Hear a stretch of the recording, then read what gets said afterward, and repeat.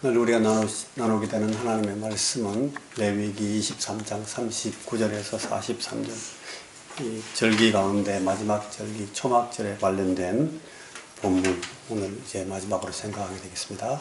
레위기 23장 39절부터 43절의 말씀을 우리가 이 앞에 있는 스크린에 따라서, 이게 현대인의 성경 번역인데 저 번역을 가지고 같이 읽도록 하겠습니다. 같이 읽겠습니다. 시작. 너희는 그 땅에서 추수가 끝나면 7월 15일부터 7일 동안 이 명절을 나 여호와 앞에서 지키고, 특별히 이 명절의 첫날과 8일째 되는 날에 쉬는 것을 잊어서는 안 된다. 그리고 너희는 그 명절의 첫날에 과일이 달린 나뭇가지와 종려나뭇가지와 잎이 무성한 나뭇가지와 수양버들을 꺾어 초막을 짓고 너희 하나님 나 여호와 앞에서 7일 동안 즐거워하라. 7일간의 이 명절은 너희가 대대로 지켜야 할 규정이다. 너희 모든 이스라엘 사람들은 7일 동안 이 초막에서 지내라. 이것은 내가 너희를 이집트에서 인도해 내던 때에 너희를 초막에서 살게 하던 일을 너희 후손들에게 대대로 상기시켜 주기 위해서이다. 나는 너희 하나님 여호와이다. 그래서 모세는 여호와의 모든 명절을 이스라엘 백성에게 공포하였다. 여러분 종교개혁사를 읽어보면, 특별히 존 낙스 같은 사람의 사역을 볼 때에 그런 말을 읽습니다. 아주 깜짝 놀라는 그런 느낌을 받으면서 읽게 되는 내용이 뭔가 하면, 이 낙스가 설교를 하러 나갈 때에 낙스 자신도 그렇고 그 예배에 참석하는 사람들이 이 예배 후에는 죽을 것 같다, 죽을 수도 있다, 죽을지도 모른다, 죽는다 하는 그런 마음으로 항상 예배를 드리러 나왔다는 그런 말이 나와요. 이 예배가 내 인생의 마지막 예배다. 존 낙스는 10,000번 이상 설교했던 사람인데, 일생 동안 그 설교 한 번 올라갈 때마다 부들부들 떨지 않은 때가 한 번도 없었다 그래요. 그리고 그 예배에 참석하는 모든 사람들이 그걸 그대로 같이 느끼고 공감을 했다는 건데, 이게 무슨 말인가 하면, 그 예배가 그만큼 우리의 절박한 심정을 가지고 드리는 예배가 아니면 예배가 성공하지 못한다는, 하나님 앞에 그 예배가, 우리가 우리의 삶으로 드리는 이 산 제사, 그 제사의 대표거든요, 이 예배가. 그러니까 우리는 하나님 앞에서 이 성경적인 관점을 그대로 말하면 우리 삶 전체가 예배여야 된다. 그런데 오늘 우리가 주일날 아침 10시 50분에 모여서 시작하고 예배 드리는 그 1시간 남짓의 그 예배는 그 모든 삶의 예배의 대표라는 겁니다. 그러니까 그 예배에는 목숨을 걸었다고 개혁자들은 그렇게 말하는 겁니다. 오늘도 제가 이제 저 얘기를 하는 거예요. 지금 제가 예배에 나와서 여러 가지 복잡한 상념이 많이 생깁니다. 오늘 너무 몸이 편찮으셔서 못 참석하시는 분들이 많아요. 갑자기 막 이런 일이 벌어지고, 또 이런저런 모양으로 계획하면서 약속했고 예배에 함께 나와서 함께 예배드리게 했던 분들이 다 못 나오게 되고 막 이렇게 되면 예배 인도하는 사람으로서는 마음이 힘이 쫙 빠지고 마음이 약해집니다. 근데 그게 중요한 게 아니라는 거죠. 우리 예배는 그럼에도 불구하고 하나님 앞에 세워진, 하나님 앞에 드려지는 예배이기 때문에 그 예배로서 우리 이 예배에 더 집중할 필요가 있다. 그런 마음을 가지고 제가 또 앞에 섰습니다. 여러분, 우리가 지금 계속해서 절기에 관해서 한 몇 달 동안 생각을 하면서, 이 구약에 나오는 절기가 우리에게 어떤 방식으로 하나님의 메시지를, 우리에게 주시는 그 복음 구원의 메시지를 설명하고 있는지를 쭉 봤습니다. 이 유일하신 하나님의 한 위격, 이 person, 그러니까 인격, 하나님의 인격이신, 하나님의 한 인격이신 그 성자 하나님, 이 성자께서 사람의 몸을 입고 이 피조물들의 시간 안으로 들어오셔서, 그리고 그 사람들이 있는 그 공간에서 같이 사실입니다. 여러분 이 말을 잘 생각해 보셔야 됩니다. 하나님은 시간이 없는 분이십니다. 시간 위에 계십니다. 시간 밖에 계십니다. 하나님은 영원부터 영원까지 계시는 분이시기 때문에 시간의 그 한정에 쫓기지, 우리는 시간에 한정되죠. 우리 인생도 짧고 우리의 삶이 이 시간이라는 그 흐름에 어쩔 수 없이 편성되어 있습니다. 누구나 다.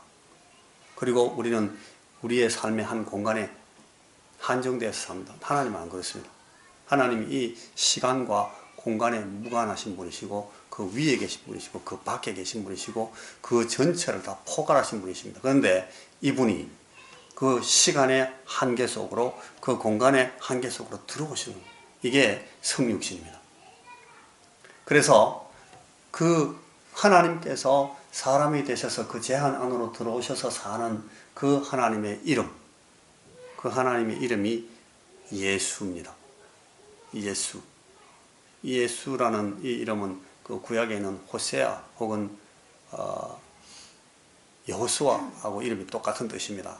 그래서 이 유대 종족들의 언어로 말하면 구원이라는 뜻이기도 하고, 그리고 이 백성들의 죄에서 구원하시는 분이시다, 그런 뜻이기도 합니다. 이분은 그러니까 시간 밖에서, 공간 밖에서 시간이 없는 데서, 공간이 없는 데서 계획하시고 준비하신 구원, 이 구원을 인류 인간들에게 주시려고, 그러니까 공간의 바깥에서 들어오시기 때문에 사실은 안도 바깥도 없고 앞도 뒤도 없고 위도 아래도 없고 먼저도 나중도 없고 이미도 아직도 없는 데서 이 구원과 은혜와 사랑을 일방적으로 가져오셔서 그냥 우리에게 베풀어 주십니다. 여러분 저 말의 뜻을 아실 수 있겠습니까? 그렇게 하시려고 그런 모양으로 들어오셨습니다. 근데 이분을 갖다가 우리가 자꾸 우리의 생각, 그러니까 사람들에게 한정되어 있는, 시간과 공간에 한정되어 있는 그 사람들의 어떤 그 행동이나 작동으로 자꾸 이해하려고 하면 이분이 머리에 안 들어옵니다. 이해가 안 됩니다. 이제 제가 지금 말하고 있는 이런 사실들을 설명하고 증명하고 경험을 나누는 방법들이 아주 매우 다양하고 확실한 방법들이 많이 있습니다. 성경에도 많이 나오고 성경 밖에도 많고 신학자들도 많이 얘기하고 철학자들도 얘기하고 목사들도 많이 얘기하고 설교하고, 그런데 이것들이 예외 없이 전부 부분적이고 일시적이고 불완전한 설명과 증거와 증명들이 되고 맙니다. 이 사실의 확실성이나 논리의 합리성이나 분명성에서 불완전하다는 뜻이 아니고, 그 어떤 합리적, 논리적, 과학적 설명과 증명의 방법으로도 이 하나님의 세계에 속한 신비의 그 풍성함을, 풍부함을 설명할 도리가 도무지 없다 하는 뜻에서 불완전하다, 그렇게 말하는 겁니다. 그래서 어쩔 수 없이 성경이 도입하는 그 설명의 방법, 이 계시를 이해시키는 최선의 언어가 겨우 뭔가 하면 믿음이라는 말입니다. 여러분이 이 믿음이라는 말을 쓸 때 이거는 우리가 이 국어사전에서 보는 뭐 belief 혹은 뭐 trust, 영어 사전에서 이런 말고 뭐 누구를 갖다가 이렇게 뭐 신뢰한다, 이런 개념이 아닙니다. 저게 믿음이라는 개념은. 성경이 쓰는 믿음이라는 개념은 뭔가 하면 이 사람들의 언어 개념으로서는 도저히 이걸 설명할 수 있는 다른 말이 없어가지고 이 최선이 이거라서 그냥 믿음이라는 말을 갖다 쓰는 겁니다. 믿음이라는 말로만 겨우 이 하나님의 풍성하심으로 조금씩 야금야금 배우고 열고 깨달아 나갈 이 창구멍을 열어놓을 수가 있어서, 그래서 저 말을 쓰는 겁니다. 무슨 말씀인지 알겠습니까? 우리는 지금 아주 기본적인 것에 대해서 지금 막 설명하려고 지금 이 목사가 막 애를 쓰고 있는데, 이게 잠시 들었는데도 벌써 막 난감하고 답답하고 복잡합니다. 계시와 진리와 신령한 것을 듣고 말하고 나누는, 그래서 깨닫는 것이 정말 쉽지 않습니다. 그런데 이거를 여러분 오로지 혼자서, 그것도 겸손하고 낮고 천하고 가난하고 연약하고 부족한 자세와 형식으로 교만하고 고압적이고 거만하고 거드름 피우고 자만에 가득 차 있고 스스로 부하고 명석하고 웬만한 인생의 도리에 대해서는 알만큼 다 안다고 생각하는 그런 상대들을 대상으로 해서 혼자서 그걸 다 설득하고 설명하고 제시하셔야 됐으니까 이 과업을 혼자 수행하러 오신 이분의 어려움이 얼마나 했겠습니까? 이분이 예수입니다. 여러분, 예수께서 땅에 오셔서 처신하시고 애쓰셨던 그 상황이 여러분 이런 식으로 우리가 접근하면 얼마나 난감한지 몰라요. 여러분 어떻습니까? 느낌이 예수님 참 힘들었겠구나 그런 생각 안 드십니까? 제 개인의 역사 한 토막이 생각이 났습니다. 이 설교 준비하다가 제가 얼마 전에 제 이제 족보상 제 그 고향 동네 누님, 우리 교회 누님이에요. 누님 아들이 있어요. 저는 본 적이 없어요. 이름만 들었어요. 그러니까 제 조카뻘이 되는 거죠. 이분이 어째 목사 안수를 받으시고 막 목사님이 됐다 그런 얘기를 들었어요. 그래서 제가 그 누나하고 친하니까 제가 무슨 생각을 했는지 모르겠는데 잠시 좋은 마음으로 그 누나 그 목사님의 어머니죠. 어머니를 통해서 제가 전화로 우리가 언제 복음에 대해서 한번 그 진리에 대해서 그리고 섬김에 대해서 이 목회에 대해서 좀 이 얘기를 좀 나눴으면 좋겠다. 나도 그 친구한테 얘기를 좀 듣고 또 내가 이제 얘기도 좀 할 게 있으니까 한번 우리 만날 기회를 만들어 보자. 그래서 전화로 얘기를 했어요. 그랬다가 망신 개망신을 당했습니다. 제가 그 어머니가 지금 들고 있는 그 소리가 다 들려요. 그 소리가 들리는 그 소리로 전화기 너머로 뭐 나 그런 거 다 알고 있어. 나도 나름 충분하게 배웠으니까 본인 걱정을 하라고 하셔요. 내가 그래도 목사입니다. 이러는 거예요. 전화 소리 막 들려요. 한 30년쯤 후배니까. 그리고 저도 세상에 나와가지고 입지하고 나서 딱 한 길로 계속 목사 노릇만 했어요. 그걸 호주에서요. 호주에서 그때 영주권 인터뷰 하는데 그걸 굉장히 중요하게 봐주더라고요. 여러분 어떻게 생각하는지 모르겠는데 저는 그 별거 아닌 줄 알았어요. 근데 딱 저한테 물으시더라고요. 그 인터뷰할 때 묻더라고요. 당신은 그래 세상에 태어나고 지금까지 나서 계속 학교 졸업하고 나서 계속 한 가지 일만 했냐고. 그러니까 예, 저는 목사만 했습니다. 계속 목사만 했냐고. 계속 목사만 했습니다. 그러니까 대단한 거라고. 저거 대단하대요. 저는 그 대단한지 몰랐어요. 그 내가 대단하구나. 제가 그때 아는 거예요. 그래서 저는 이제 내 후배니까 내가 대단한 내가 좀 이제 한마디 좀 해주려고 전화를 했다가 니나 좀 잘하세요. 이러는 거예요. 전화기로. 고향 이 작은 아들, 제 아들 뿔보다 더 작아요. 나이가. 그러니까 그 정도 되면 제가 몇 마디 할 수 있는 거 아닙니까, 여러분? 저도 어떤 데 가면 괜찮은 목사라고 얘기를 많이 듣거든요. 게다가 이 친구가 지방에서요. 서울 총신도 못 갔대요. 시험 잘 못 갑니다. 아주 어렵게 지방에서 신학 수련을 받고 고향 동네에서만 교육을 받고 잘하고 교회에서 실습사역으로 하러 나갔다가 몇 번 쫓겨났대요. 어려움을 당하고 배척을 당하고 그런 얘기를 들었기 때문에 그래도 자신감을 잃지는 마라. 네가 제일 중요하게 생각하는 건 이런 거다. 제가 이런 얘기 좀 해주고 싶어가지고 그랬다가 전화기 들고 한동안 제가 한참 동안 전화기 들고 황당해가지고 여러분 느낌이 어떻겠습니까? 근데 여러분 제 흑역사 이런 흑역사는 필요도 아니에요. 이 하나님 자신이셨던 God Himself 하나님 자신이었던 이 예수님께서 세상에 오셨을 때 여러분 무슨 말씀까지 들었는가 하면 예수님한테 사람이 뭐라 하는가 하면 이랍니다. 네가 하나님을 아냐 임마? 내가 적어도 율법 선생이고 집안 대대로 제사장이야. 저리 비켜 이 자식아. 예수님 이런 말 들었어요. 성경에 이거 나오는 말이에요. 이거.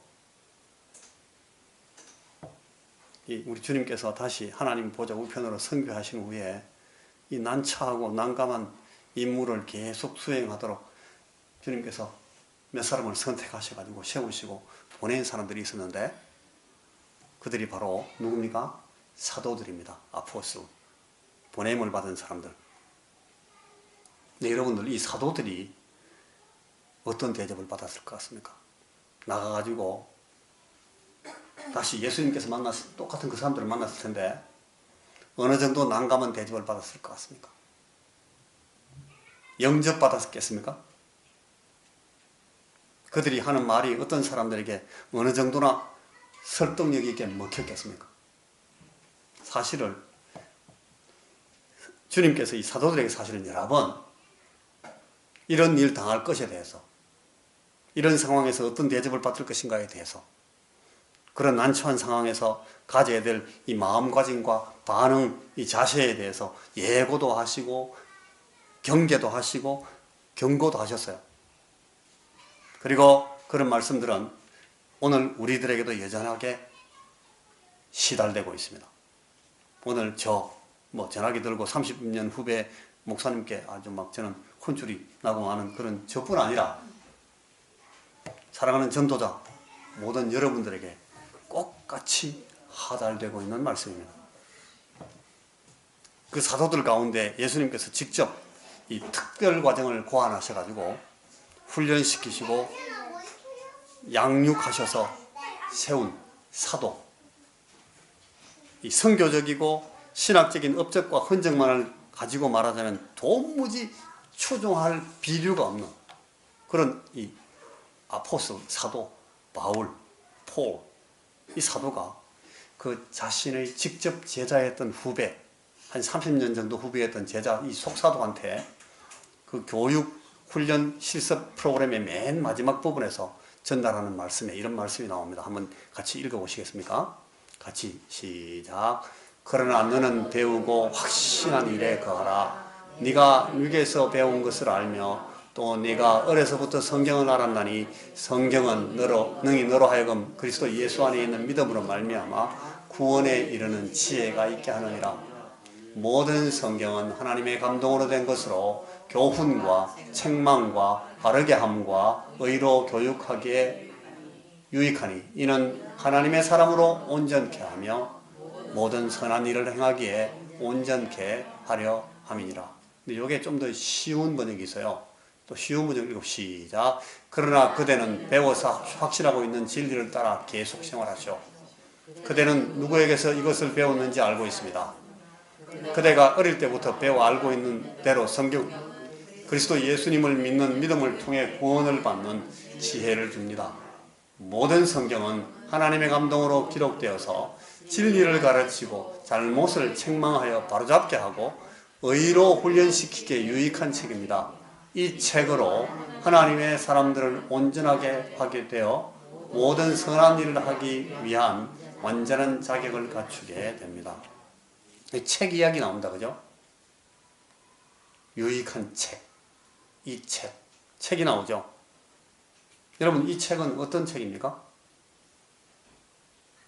이 성경을 말하는 거죠. 성경책인데 이 모든 성경 할 때 이 성경은 여러분 우리가 갖고 있는 이 성경 전서 같은 그런 책입니까?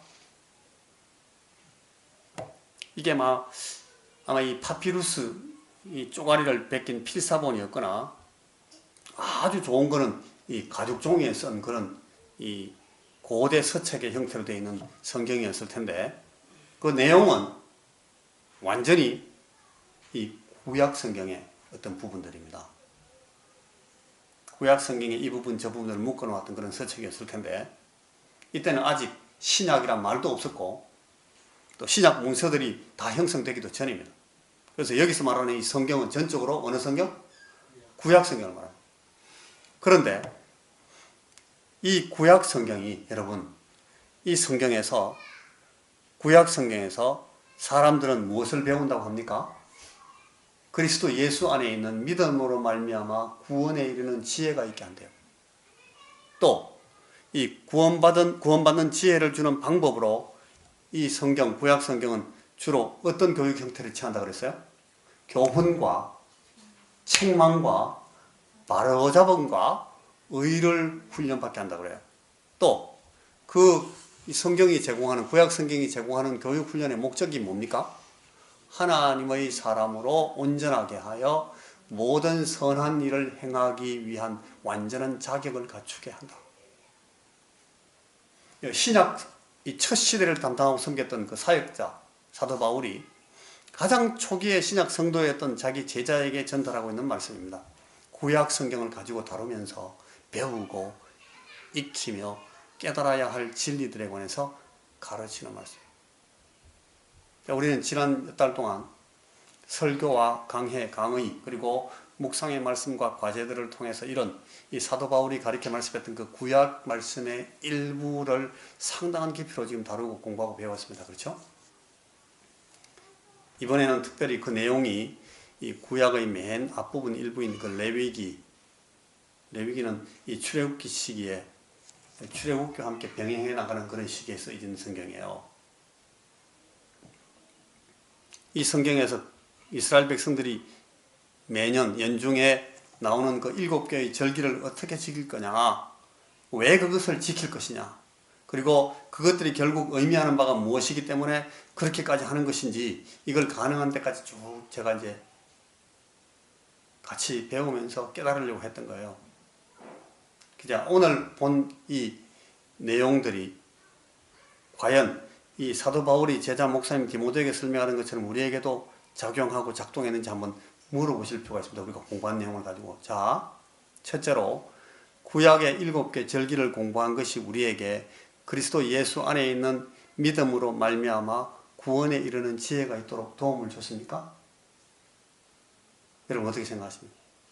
둘째, 레위기의 7개 절기를 공부하시면서 우리에게 교훈과 책망과 바로잡음과 의를 훈련받는 데 도움을 줬습니까?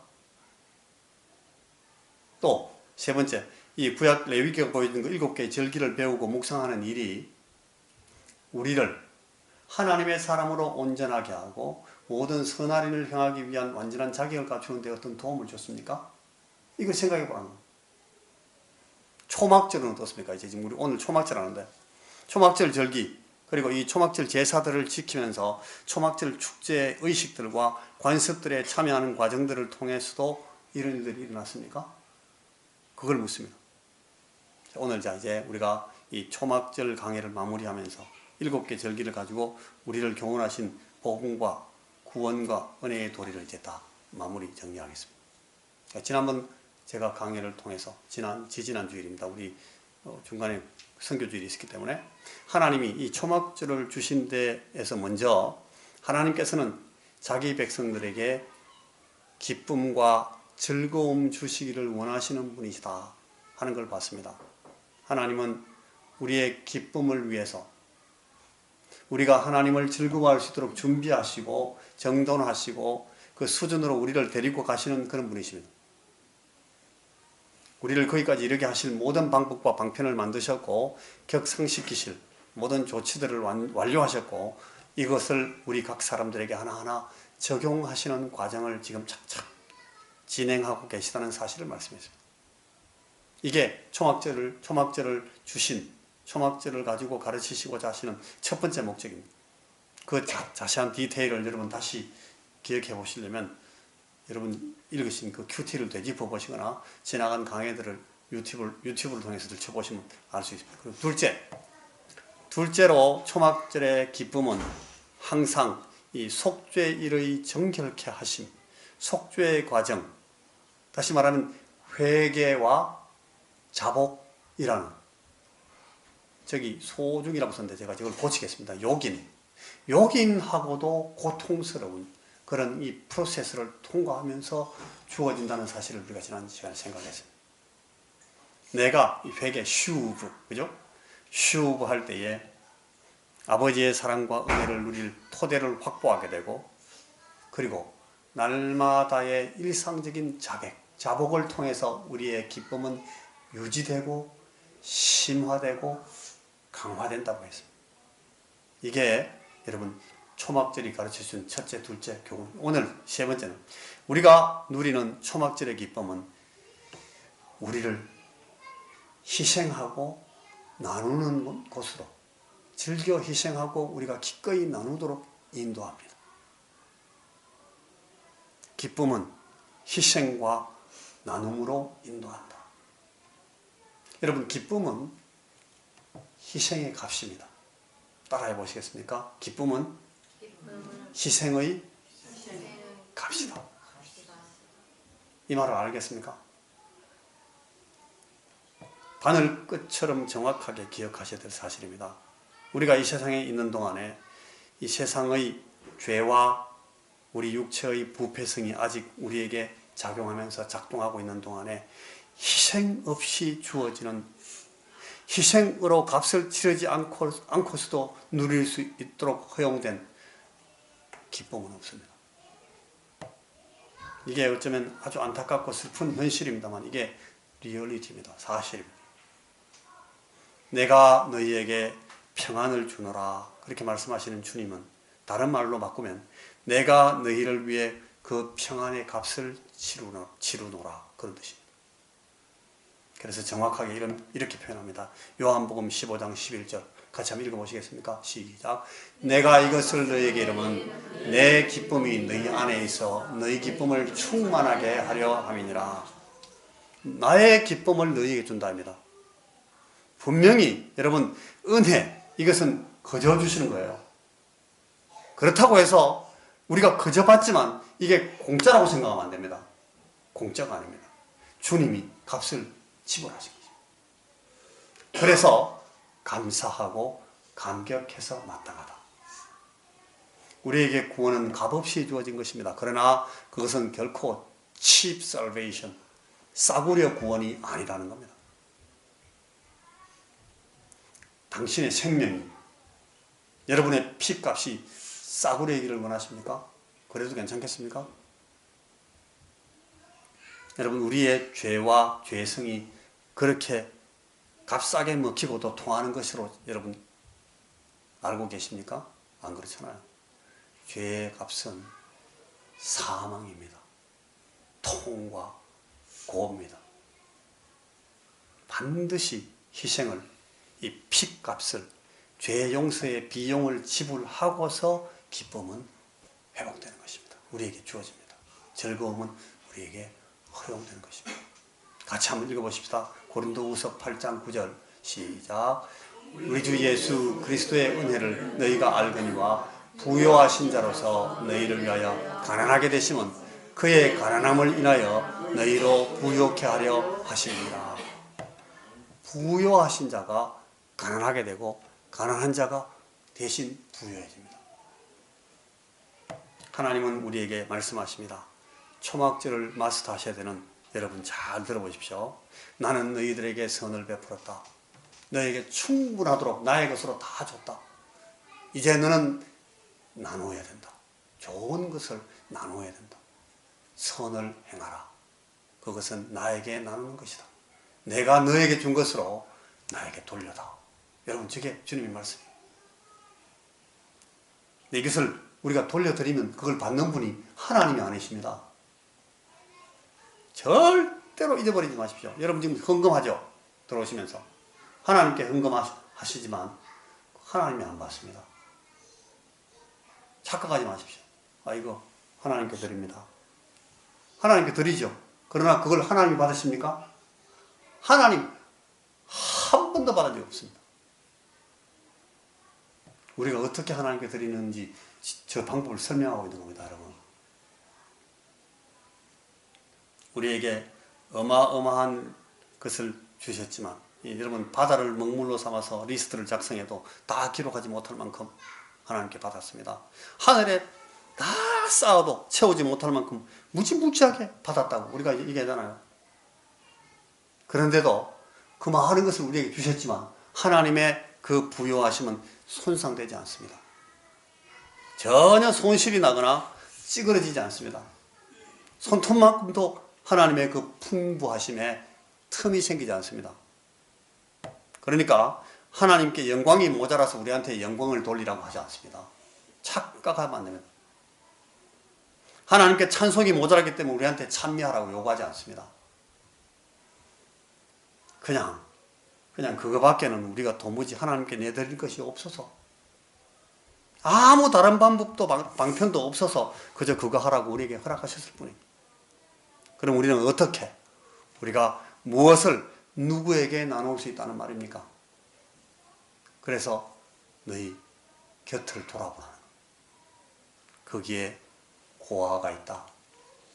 거기에 과부가 있다. 거기에 나그네가 있다고 말합니다. 복음으로 빚진 자들이 거기에 있습니다. 그들에게 내 손을 내밀어라. 여러분, 이게 하나님께 갚는 방법. 여기 나오는 리스트에 이분들, 여기 뭐 고아, 과부, 나그네, 뭐 특별한 어떤 자격의 누구를 의미하는 것은 아니에요. 오히려 객관적으로는 이분들이 우리보다 더 강하고 더 부한 사람들일 수도 있어요. 다만 그 이름들이 의미하는 것은 인생의 결핍과 모자람과 연약함을 선명하게 표명하고 있는 우리 인간들의 대표라는 뜻입니다. 그래서 그들을 돌아보시라고 고민하는 것입니다. 거지인 줄 알고 여러분 영접했더니 나중에 대접하고 보니까 누구다? 주님이었다고. 형편없이 남노하고 냄새나는 사람을 막 씻겨서 열심히 대접하고 보니까 그 사람 나중에 누구예요? 천사였어요. 이런 얘기 우리 처음 듣는 거 아니잖아요. 그래서 성경은 자주 Have mercy on yourselves, take compassion with one another. 그러니까 서로 불쌍히 여기라고 성경은 말합니다. 서로 불쌍히 여기라. 서로 긍휼히 여기라. 그들을 위해 마음을 쓰고 그들을 위해 겸손해지고 그들을 위해 네가 가진 것을 다 나눌 태세를 가지고 그들을 대하라는 뜻입니다. 그래서 무정하지 말고 냉혹하지 말고 무자비하게 하지 말아라. 성경이 그렇게 말하는 겁니다. 그 의미가 저 뜻입니다. 우리는 자주 냉혹합니다. 우리는 자주 냉정하고 무정합니다. 그리고 무자비합니다. 근데 그거에 대해서 여러분, 그런 실수들에 대해서 부끄럽게 생각하는 겁니다. 그리고 스스로 그런 실수를 자꾸 반복하는 자신을 불쌍하게 생각하는 겁니다. 오늘 이 모든 절기에는 여러분, 절기에는 수많은 희생의 제물들이 드려졌습니다. 민수기 29장 12절 이하에 보니까 이 초막절 제사 규례가 자세히 나오는데, 거기도 여러분 7날 동안 초막절 기간 동안 번제로 엄청나게 많은 제사를 드려요. 그 한번 보시면, 거기 보면 여러분 제일 첫날 수송아지 13마리, 그 다음에는 숫양 2마리, 그 다음에는 1년 된 수양 13마리, 14마리입니까 첫날?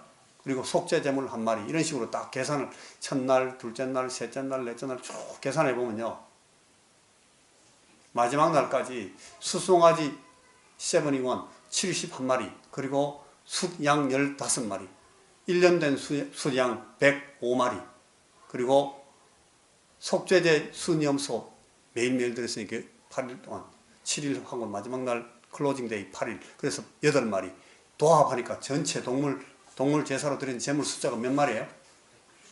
199마리입니다. 199. 살짝 아쉽게도 이게 딱 꺾어지는 숫자 200에 한 마리가 모자란다, 그죠? 이제 초막절의 기쁨을 위해서 199마리라는 엄청난 수의 동물들이 희생되고 있는 것은 이해할 만해요. 근데 이 희생은 이스라엘에게 주어지는 기쁨을 위해서 드려질 당연한 비용입니다. 비단 이 속죄 제물로 드려지는 수제음석뿐 아니라 이 큰 기쁨과 감사의 축제를 위해서는 당연히 많은 제물들의 희생이 감수되어야 되니까요. 이것이 구약의 설명 방법입니다. 신약은 그걸 이렇게 아까 바꿔놨었습니다. 우리 주 예수 그리스도의 은혜를 너희가 알거니와 부요하신 자로서 너희를 위하여 가난하게 되시면 그의 가난함을 인하여 너희로 부요하게 하려 하심이라, 이렇게 설명해놨어요. 그분은 우리의 부요함과 만족한 기쁨을 위해서 스스로를 가난하게 만들었다. 근데 오늘 우리가 이렇게 되묻게 됩니다. 왜 하나님은 저 동물 제사 희생을 199마리에서 딱 멈췄을까? 한 마리만 딱 더 얹으면 도합 200마리 깨끗하게 딱 인수분해가 되는데, 이 물음은 어떻게 대답해야 되겠습니까? 200번째 제물은 어디로부터 나와야 되겠습니까? 저 말씀을 쭉 묵상하면서 여러분, 저는 그 대답이 로마서 12장 첫 두 절에 있다고 그렇게 생각합니다. 한번 읽어보시겠습니까? 시작. 그러므로 형제 여러분, 내가 하나님의 자비를 생각하며 권합니다. 여러분의 몸을 하나님이 기뻐하시는 거룩한 산 제물로 드리십시오. 이것은 여러분이 드릴 영적 예배입니다. 여러분, 199 플러스 1, 200번째 제물을 뭘로 채워야 되겠습니까? 여러분, 이 제사가 그 제사입니다. 이 제물이 그 제물입니다. 여러분, 당신입니다. 여러분 자신이어야 되는 것입니다. 동물 번제가 아닙니다. 여러분 자신을 200번째로 딱 채우라고 하나님이 199에서 딱 동물 제사를 끝낸 것 같아요. 어떻게 여러분 자신을 드릴 수 있습니까? 같이 읽어보시겠습니까? 없습니까? 여러분 이 세상을 본받지 말고 마음을 새롭게 하여 변화를 받으십시오. 그러면 하나님의 선하시고 기뻐하시고 완전하신 뜻이 무엇인지를 알게 될 것입니다. 로마서 12장 2절입니다. 우리를 어떻게 드리느냐? 우리가 이 세상을 본받지 않음으로써 우리가 우리 자신을 하나님께 제물로 드릴 수 있습니다. 우리가 마음을 새롭게 함으로써 하나님께 제사 드릴 수 있습니다. 우리가 변화를 받음으로써 하나님 앞에 제사 드립니다. 산 제사를. 그러면 하나님의 선하시고 기뻐하시고 온전하신 뜻이 더 나은 제사가, 더 나은 이 예배를 드리는 방법이 어떤 것인지를 하나님 점점 더 많이 알게 가르쳐 주시다. 결국 그러니까 화제도 아니고 소제도 아니고 전제도 아니에요. 딱 이 방법으로만 드리는 산 제사입니다. 우리가 드릴 영적 예배. 이걸 초막절이 우리에게 가르치고 싶어 한다. 저는 그렇게 믿습니다. 자, 그리고 마지막으로 이 초막절이 우리에게 가르쳐 주신 것은 이겁니다. 기쁨의 가장 큰 것이 아직 오고 있다는 것을 초막절이 가르쳐 줍니다. 아직 오고 있다. 아직 안 왔다. 가장 큰 기쁨은 아직 오고 있다. 7개의 축제들은 각각 그 하나하나의 중대한 의미들을 짚어주면서 착착착착 진행이 됩니다. 하나님이 주신 7절기 축제들은 하나님의 백성을 구원하시려는 하나님의 계획을 설명하는 그림들이라고 제가 말씀드렸습니다. 그 가운데 넷은 오늘 우리 입장에서 보면 이미 지나간 그림입니다. 그러나 나머지 셋은 아직 오고 있습니다. 한번 볼까요? 첫째, 하나님의 달력은 6월절로 시작합니다. 그리스도 예수님의 죽으심. 우리 구원의 모든 것은 오직 여기서부터 시작입니다. 이 죽으심의 목적, 계획, 준비, 그 의미, 순종의 진행, 6월절에서 우리 쭉 봤습니다. 두 번째, 그 이어서 오는 절기는 무교절입니다. 우리들의 삶의 정결함, 누룩이 없는 빵으로 이 절기를 진행합니다. 일상적으로 계속해서 반복해서 우리를 계속 정결케 해야 됩니다. 그리고 세 번째 오는 절기는 초실절입니다. 주님의 부활을 가르칩니다. 부활의 첫 열매이신 주님의 부활은 결국 우리의 부활을 위한 것이라고 했습니다. 네 번째 오는 절기가 오순절입니다. 초실절에서 50일 이후에 성령의 오심을 말하는 절기입니다. 예수님 그리스도의 죽으심과 부활로 이루어진 그 구원의 생명을 성령께서는 우리 각 사람에게 적용하여 살게 하시는 겁니다. 그게 오순절이 우리에게 가르치는 겁니다. 그리고 이제 우리의 미래는 뭐가 남아있습니까? 나팔절입니다. 나팔을 불어서 하나님의 백성을 함께 불러 모으실 것입니다. 이 땅에 있는 모든 하나님의 백성은 이스라엘입니다만 천상의 하나님의 백성은 교회입니다. 함께 모일 수 있도록 저들을 만드시고 저들을 부르시고 그들을 모으실 것입니다. 그리고 속죄일이 옵니다. 이스라엘이 그 죄를 깨끗하게 함을 받고 자기네가 찌른 분을 보게 되는 날입니다. 하나님은 은혜로 저들의 죄를 사해 주실 것입니다. 속죄일. 그리고 그 다음에 하나님의 모든 백성 이스라엘이 저들을 위해서 준비된 나라에 들어갑니다. 영광스러운 초막절, 바로 그날입니다. 오늘 이제 우리가 마지막으로 생각했습니다. 이 초막절을 노래하는 찬송이 우리 찬송가에 하나 있어요. 햇빛을 받는 곳마다 주 예수 다스리시고 이 세상 끝날 때까지 그 나라 왕성하리라. 온 세상 모든 사람들 그 나라 찬송하도다. 어린이들도 기뻐서 구주를 찬송하도다. 이 세상 모든 만물아 주 앞에 경배하여라. 저 천군 천사 다 함께 주님을 찬송하여라. 저게 그 초막절에 부르는 찬송입니다.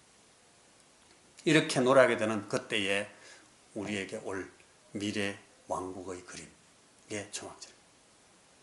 당연히 아주 크나큰 기쁨의 날이 될 것입니다. 하나님은 죄와 모든 어둠의 사슬로부터 온 우주, 대자연을 완전히 구원하시고 구출하시고 새롭게 하실 것입니다.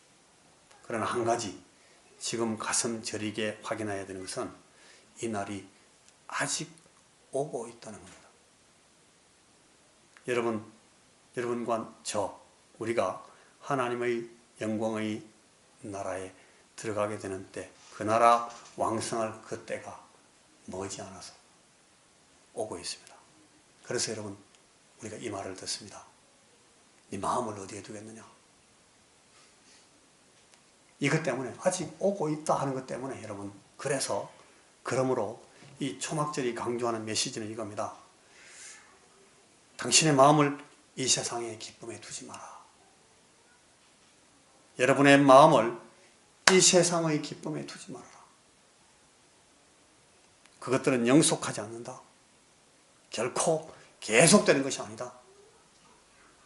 금방 끝나고 흔적도 없이 사라지고 말 것이다. 금방 없어집니다. 그래서 초막절이 강조합니다.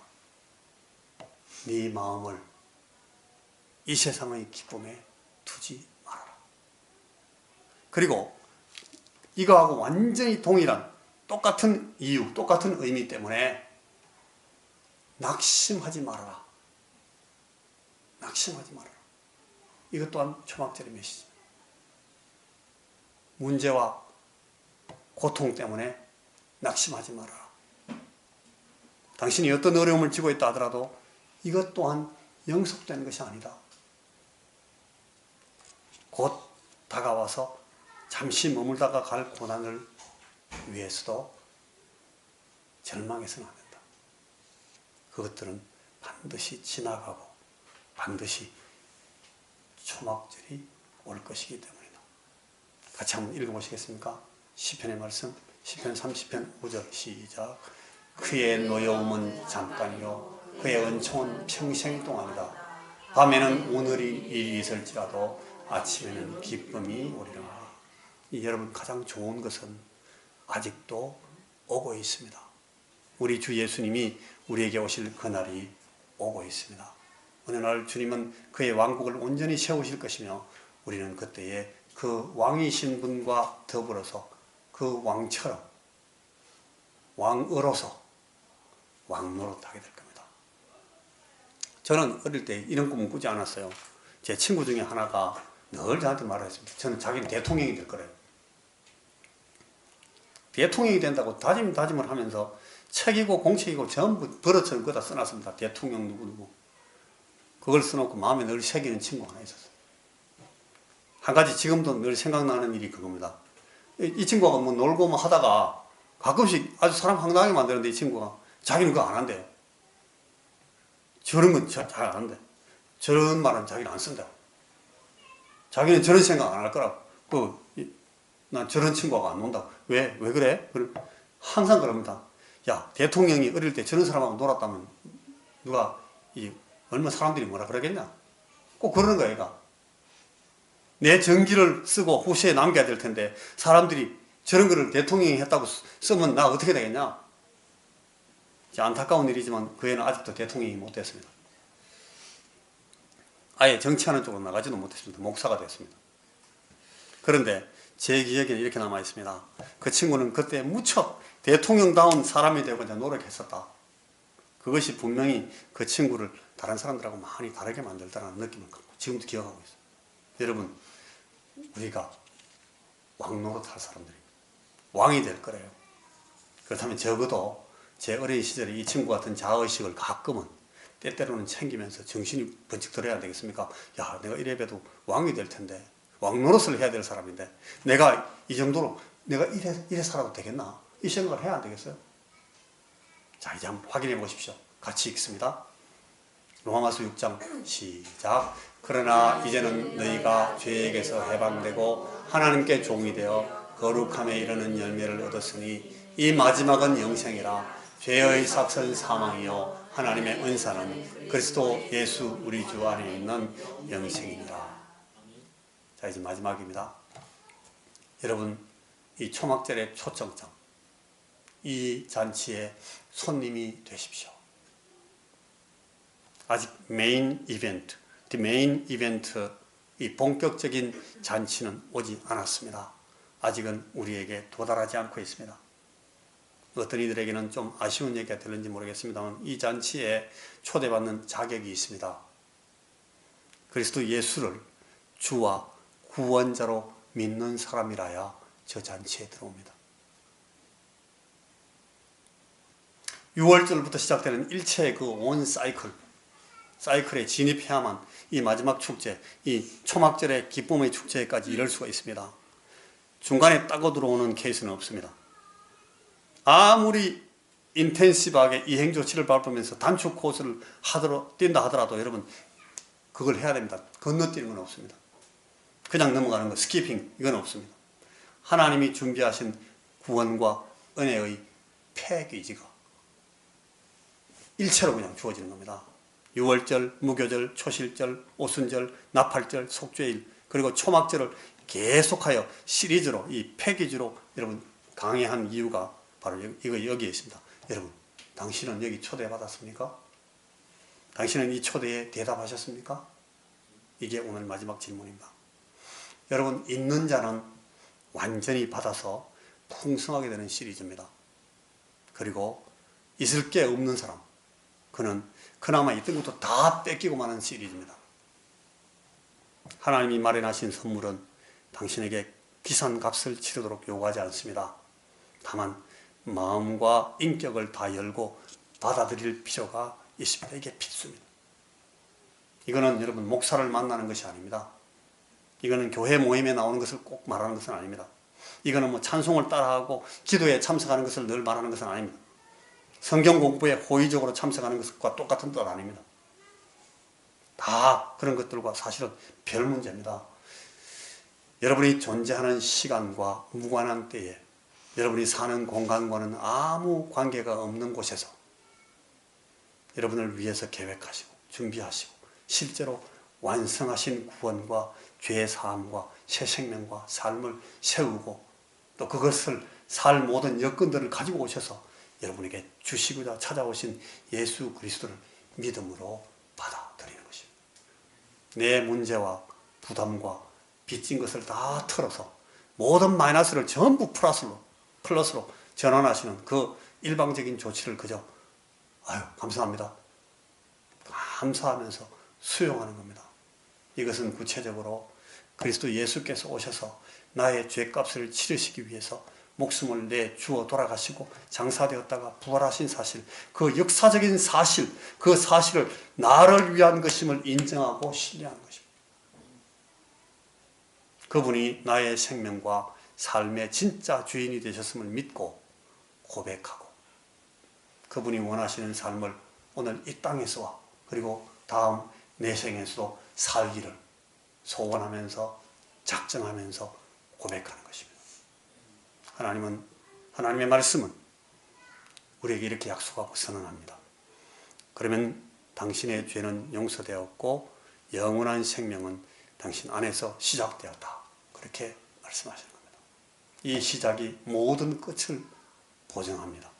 초막절의 모든 기쁨은 그 시리즈를 이미 계시하고 있다. 그런 뜻입니다. 하나님께서 여러분을 하나님의 자녀로 삼아주신 것을 인해서 그분에게 다시금 감사를 드려야 되겠습니다. 기도합시다. 주님, 우리가 긴 시간 동안 이 절기 시리즈를 쭉 공부했습니다. 하나님 이것들을 통해서 우리에게 주신 그 메시지가 우리 마음 가운데 깊이 남아있도록 우리의 삶을 토대가 되어서 붙들어 세울 수 있도록, 그리고 이 말씀을 가지고 우리의 남아있는 여생을 하나님께서 합당하게 생각하시는 귀한 모습으로 우리가 우리 자신을 변화시키면서 살아갈 수 있도록 주여 성령님께서 우리 안에 이 말씀들을 풀어 적용하시면서 우리를 인도하여 주시옵소서. 예수님 이름으로 기도하옵나이다.